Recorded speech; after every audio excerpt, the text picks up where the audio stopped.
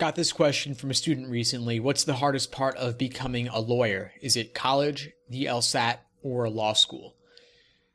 I'm pretty sure it's not college because if you want to, you can choose an easy major in the humanities and have a guaranteed 3.5 or better GPA by doing the minimal amount of work, maybe even a 3.8 or 3.9.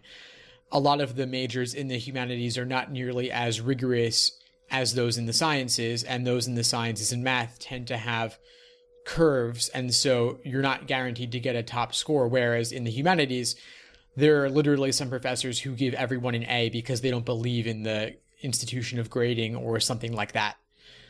Having coached the LSAT for over 10 years now, I can say that the LSAT may be the hardest part of becoming a lawyer.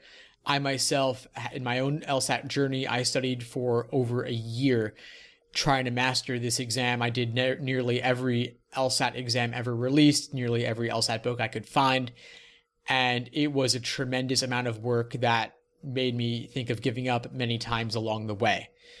And I know for many students, that's also the case, that they're putting in months, they're retaking it, nothing is clicking, and they're not achieving their desired score increases. So I can say the LSAT is pretty tough, and given that you've got to get a score of at least in the 160s to go to any law school worth going to, it's not an easy path. And then, of course, law school itself is pretty severe, especially with the Socratic method and everything, along with classes being graded on a curve and the content just being really brutal. The law school will require not only a new way of thinking, but a new way of writing. So it might be a toss-up as to whether the LSAT or law school is harder, but one thing I can definitely say is that it's not college. Now, if you're having trouble with the LSAT, trouble in the law school journey, then you definitely want a solid plan of attack.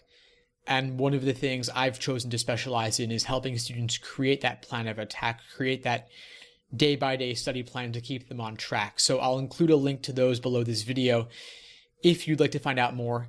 If you have any questions, of course, please feel free to reach out, and please subscribe to be notified about new videos as they're released. In the meantime, I wish you all the best and take care.